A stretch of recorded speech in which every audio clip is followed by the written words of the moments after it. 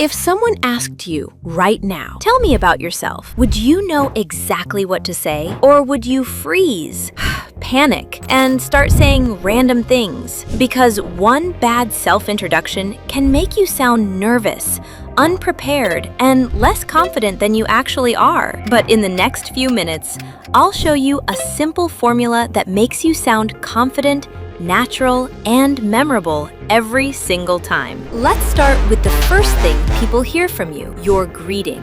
Most English learners only use hello because it feels safe, but native speakers use different greetings depending on the situation. In formal situations, you can say good morning, good afternoon, good evening. And yes, timing matters. Now, if the situation is casual, your greeting can instantly make you sound more natural. Instead of only saying hello, try hey, hi there, what's up, or even how's it going? But here's the important part. Don't force expressions that don't match your personality. Confidence sounds better than pretending. Now, after the greeting comes the most important part, your name. Most learners say, myself Ahmed, but native speakers never say that. Instead, say, my name is Ahmed, I'm Ahmed.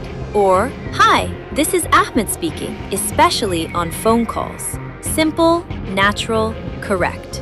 Now let's make your introduction more interesting. Instead of only saying where you live, learn how to tell your story naturally. You can say, I'm from the USA, or I was born and raised in New York, or I grew up in Karachi, but now I'm based in Chicago. See the difference? It sounds smoother, more advanced, more fluent. Now let's talk about work and studies, because this is where many people sound too basic.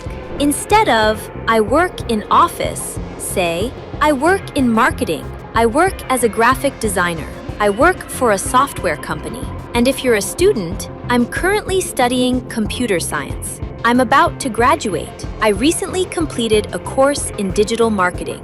These small changes instantly make your English sound more professional. Now here's something most people forget, your hobbies.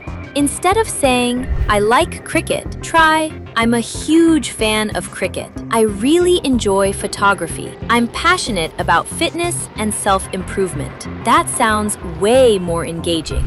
And now comes the part that scares almost everyone, the fun fact. You know when someone says, tell us something interesting about yourself, and suddenly your brain stops working. That's why smart speakers prepare this before the conversation. Maybe you have a weird habit, a hidden talent, a fear, a strange achievement, or something funny that people always remember about you, because one memorable detail can make people remember you. Now here's the biggest mistake learners make. They introduce themselves like a list. Technically correct, but completely forgettable. You don't need perfect English to impress people. You just need structure, confidence, and practice. If you enjoyed this video, make sure to like, subscribe for more interesting English videos.